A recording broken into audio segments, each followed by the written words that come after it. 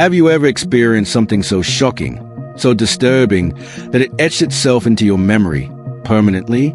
That's the kind of crime we're talking about today. Not the high-profile headlines, not the serial killer documentaries everyone knows. This is a crime that never made national news, but haunted everyone involved. The investigators, the witnesses, even the community.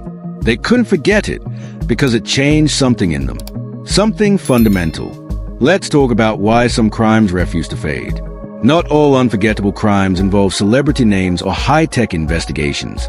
Sometimes, what makes a crime unforgettable is how personal, how intimate, how senseless it is.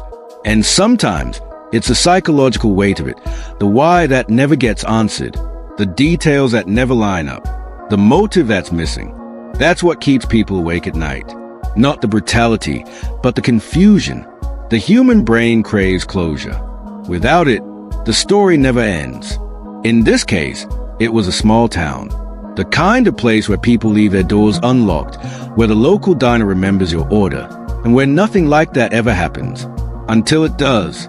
The victim was well known, not famous, but loved, trusted.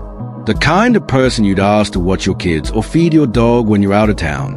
And when they were found, dead, and in a way no one could explain, it broke something in the town's identity.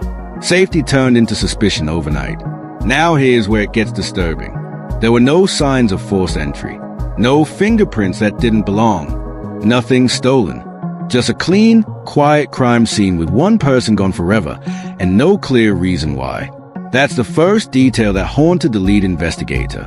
He said it felt like the crime was done deliberately but without reason. Like someone did it just to prove they could. That stuck with him. Years later, he still calls it the one case that never gave him peace. But then, more strange details began to surface. The last person to see the victim alive gave a statement, then disappeared. Moved away, cut ties, wouldn't respond to follow-ups. Not officially a suspect, but something felt off. That's another thing that made this crime unforgettable. The people who almost seemed guilty, but couldn't be tied to anything. It's not just the detectives who carried the weight. The neighbors, too. Imagine living next door to someone who's suddenly gone under violent, mysterious circumstances. You think about every little thing you saw or heard, things you ignored at the time. Was that sound at 2 a.m. a scream?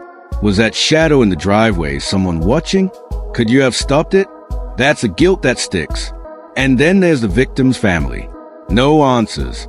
No justice. Just grief, complicated by uncertainty. That kind of pain doesn't fade. It deepens over time. The family would receive anonymous tips, some helpful, some cruel. People claiming to know something. People playing games. That emotional manipulation becomes a second trauma. Imagine hoping every phone call will bring resolution, only to realize it's just another dead end. But let's go back to the crime scene. Because there was one clue. Just one. A single item left behind that didn't belong in the house. No fingerprints. No DNA. But definitely not part of the victim's life. A seemingly random object. Too specific to be accidental. Too meaningless to explain. That clue obsessed everyone involved. What did it mean? Was it symbolic? A message? Or just a red herring? Years went by. No arrests. No confessions. But people never stopped talking. Theories spread like wildfire. Some believed it was someone from out of town, a drifter, a stranger. Others were convinced it was someone close, someone who could walk in without suspicion. The classic "it's always someone you know" theory. But without evidence, it was all speculation. And that's part of the trauma. When justice isn't served, everyone becomes a suspect in the public eye. Friendships dissolve. Families divide.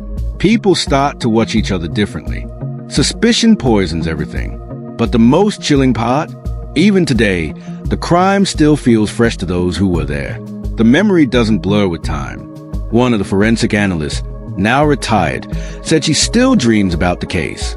Not about the scene itself, but about the feeling. The overwhelming sense that something was wrong and incomplete. That they missed something. Another investigator said he never left the case open longer. He kept the file at his desk for over a decade. Reviewed it once a week. Looking for something new in the same old pages. Thanks for watching. For more videos, don't forget like, subscribe, and hit the bell icon.